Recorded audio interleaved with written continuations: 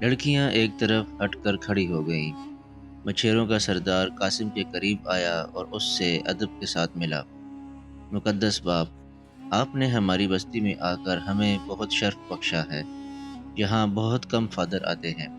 ہم مچھیرے ہیں نا، اس لیے یہاں ہم نے ایک جھونپڑی کو چرچ بنا رکھا ہے۔ آپ آئیے، آپ کے آنے سے پہلی بار ہمارے چرچ میں ایک مقدس راہب داخل ہوگا۔ قاسم نے بوڑھے سردار کو فادروں والی شفقت دی اور اس کے ساتھ چل پڑا۔ شام تک پوری بستی اسی دھن میں لگ گئی کہ مقدس باپ زیادہ سے زیادہ دیر ان کے پاس ٹھہرے۔ قاسم کو اندازہ نہ تھا کہ مچھیروں کی بستی میں اسے اس قدر پذیرائی ملے گی، مگر اسے ڈر تھا کہ مچھیرے، جو کہ یقیناً یونانی کلیسا کے ساتھ وابستہ ہوں گے، اس کے رومن کیتھولک ہونے پر اچھا نہ مانیں گے۔ اس نے رومن کیتھولک لباس کسی اور مقصد کے لیے پہنا تھا، لیکن مچھیروں کو جب معلوم ہوا کہ فادر روما سے آیا ہے تو وہ اور بھی زیادہ خوش ہونے لگے۔ وہ ان پڑھ غیر مذہبی لوگ تھے اور انہیں مذہبی فرقوں کی زیادہ خبر نہ تھی۔ اب یہاں رہنا قاسم کے لیے کوئی مسئلہ نہ تھا، چنانچہ اس نے مچھیروں کی بستی میں رہنے کا فیصلہ کیا تاکہ وہ قسطنطنیہ کی سمندری اطراف کا گہری نظر سے جائزہ لے کر سلطان کو آگاہ کر سکے۔ وہ یہیں سے قسطنطنیہ جانا چاہتا تھا، لیکن اس طرف سے قسطنطنیہ جانے کے لیے اس کے راستے میں پڑنے والے گولڈن ہارن کو کشتی کے ذریعے عبور کرنا پڑتا، اور اگر وہ خشکی کے راستے قسطنطنیہ میں داخل ہونا چاہتا تو اسے گولڈن ہارن کے اوپر سے ہو کر شہر کے بڑے دروازے سینٹ رومانس سے داخل ہونا پڑتا۔ چنانچہ قاسم مچھیروں کی بستی میں رہ پڑا۔ شرمیلی لڑکی، جو دوسری لڑکیوں سے مختلف تھی، بستی کے سردار کی بیٹی تھی۔ اس کا نام روزس تھا اور باقی لڑکیاں اسے روزی کہہ کر پکارتی تھیں۔ بستی کی لڑکیاں اور بچے قاسم سے انجیل کا سبق پڑھنے لگے اور اس کے ایک ایک اشارے کے گرویدہ ہو گئے۔ روزی جانتی تھی کہ قاسم ایک راہب ہے اور وہ کبھی بھی اس سے شادی نہیں کر سکتا، لیکن پھر بھی وہ قاسم کو دیکھتے ہی خدا جانے کیوں نئے نئے سپنے دیکھنے لگ گئی تھی۔ سادہ سی، معصوم سی اور شرمیلی سی وہ مچھیرن تیسرے دن ہی دل و جان ہار بیٹھی تھی۔ اس نے قاسم سے کہہ دیا، فادر، آپ اس عمر میں ایک راہب کی حیثیت سے بالکل اچھے نہیں لگتے۔ آپ کو تو سپاہی ہونا چاہیے تھا۔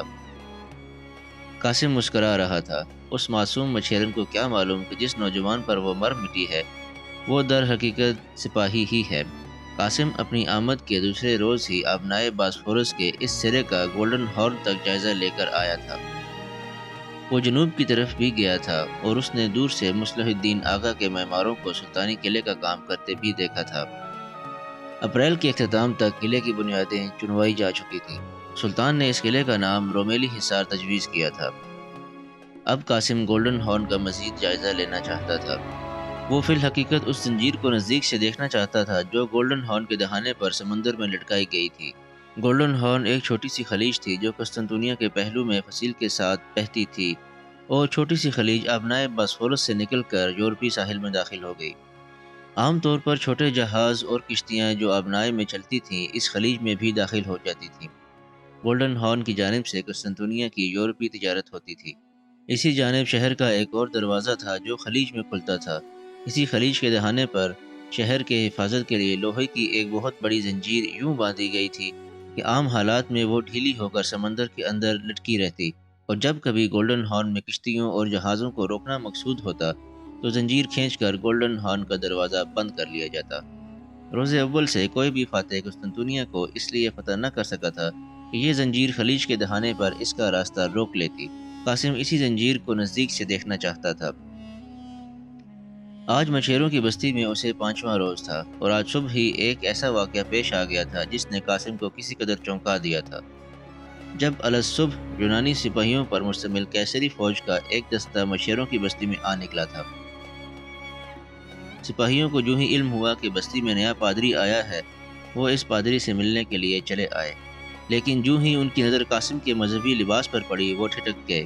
ان کے سپہ سالار نے قاسم کے جبے پر بنے پاپائے روم کے مخصوص نشان کو دیکھ کر قاسم سے پوچھا، مقدس باپ، یہ کیا ہے؟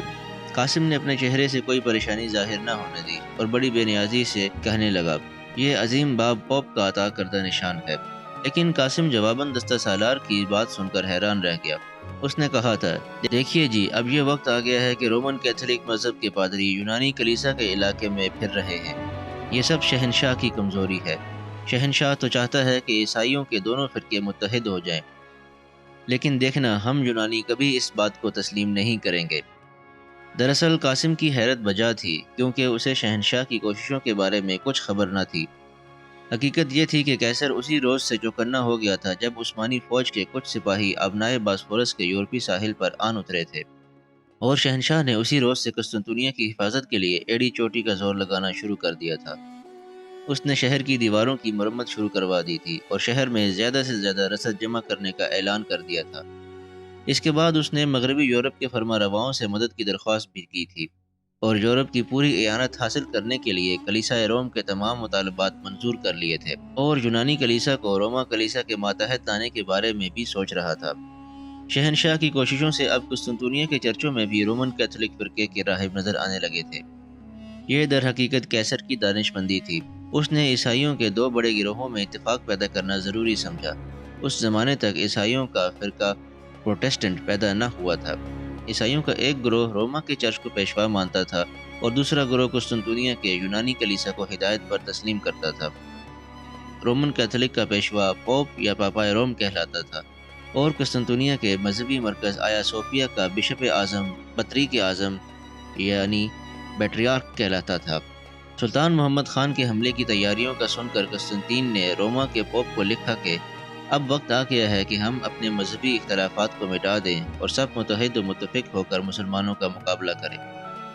میں بخوشی آپ کے عقائد کو تسلیم کرتا ہوں اور آپ ہی کو آیا صوفیہ کا پیشوا ماننے کو تیار ہوں۔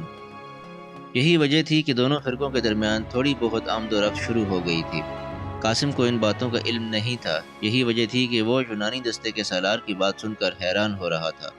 اس نے تعجب سے پوچھا، یہ آپ کیا کہہ رہے ہیں؟ کیا شہنشاہ دونوں کلیساؤں کو متحد کرنا چاہتا ہے؟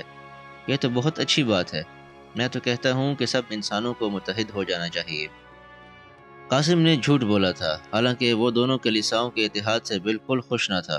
اس نے رومن کیتھولک کے راہب کا بھیس اسی لیے اختیار کیا تھا کہ وہ کافروں کے بیچ میں حائل نفاق کو اور ہوا دے سکے، تاکہ کفار کے دونوں دھڑے حملے کے وقت ایک دوسرے کی مدد کو نہ پہنچ سکے۔ لیکن دستہ سالار نے تو عجیب ہی بات سنائی تھی۔ اس کا مطلب تھا کہ قسطنطین مدافعت کی پوری تیاریاں کر رہا تھا۔ قاسم نے سوچا کہ یہ اطلاع اہم ہے اور ضروری ہے کہ سلطان کو مغربی یورپ کی جانب سے بر وقت خبردار کیا جائے۔ وہ یہی کچھ سوچ رہا تھا کہ سالار بولا، مقدس باپ، آپ تو جانتے ہیں کہ یونانی مر سکتے ہیں لیکن اپنا مذہب نہیں چھوڑ سکتے۔ اس لیے آپ دیکھیے گا کہ یہ اتحاد کبھی کامیاب نہیں ہوگا۔ ابھی تو آپ ہمارے مہمان ہیں، کیونکہ قسطنطین نے آپ کو ہمارے ملک میں دعوت دی ہے، لیکن بہت جلد رومن کیتھولک کے پادری ہمارے مہمان نہیں رہیں گے۔ اس لیے بہتر ہے کہ آپ بارش آنے سے پہلے چھت کا کوئی اور انتظام کر لیں۔ یونانی دستے کا سالار اتنا کہہ کر اپنے دستے سمیت واپس چلا گیا، جبکہ مچھیروں کی بستی کے تمام چھوٹے بڑے جو اب فادر کے ساتھ مانوس ہو چکے تھے، اپنے لٹکے ہوئے اور اداس چہرے لیے قاسم کے ارد گرد کھڑے تھے۔ یہ آج صبح کا وقت تھا، اور اب باقی دن معمول کے مطابق گزرا تھا۔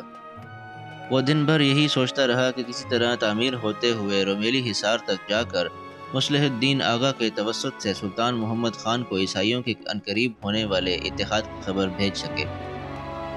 وہ آج مغرب کے بعد رومیلی حصار کی طرف جانا چاہتا تھا۔ وہ انہی خیالوں میں گم تھا کہ بڑی بڑی آنکھوں والی مچھیرن روزی اس کے نزدیک آ کر کھڑی ہو گئی۔ روزی بہت دل گرفتہ تھی، کیونکہ آج صبح یونانی سپاہیوں نے سارے لوگوں کے سامنے نوجوان راہب سے پوچھ گچھ کی تھی۔ اسے سپاہیوں کا رویہ توہین آمیز محسوس ہوا، اور پھر سپاہیوں کے اس دستہ سالار سے تو روزی کو اور بھی زیادہ نفرت تھی، کیونکہ وہی شخص تو تھا جس نے جنگل میں روزی کی کلائی پکڑ لی تھی۔ اگر اس کی سہیلیاں شور نہ مچاتیں تو یونانی دستہ سالار کے ہاتھوں اس کی آبرو تار تار ہو چکی ہوتی۔ روزی اس شخص کو گزشتہ 1 سال سے اسی علاقے میں گشت کرتا دیکھ رہی تھی۔ اس کا نام مقرون تھا، اور یہ قسطنطین کی ساحلی چوکیوں کا نگران تھا۔ مقرون آج صبح بھی جب مچھیروں کی بستی میں داخل ہوا تو اس کی نیت اسی حسین مچھیرن کو اپنے دام فریب میں جکڑنے کی تھی، لیکن بستی میں داخل ہوتے ہی باکو مچھیرے نے اسے نوجوان راہب کے بارے میں بتا کر چونکا دیا۔ باکو نے اسے یہ بھی بتایا کہ سردار کی لڑکی اس نوجوان راہب کے آگے پیچھے گھومتی ہے۔ باکو مچھیرا خود روزی پر نظر رکھے ہوئے تھا، لیکن سردار کے سامنے اس کی بالکل دال نہ گلتی تھی۔ خود روزی بھی اس سے نفرت کرتی تھی۔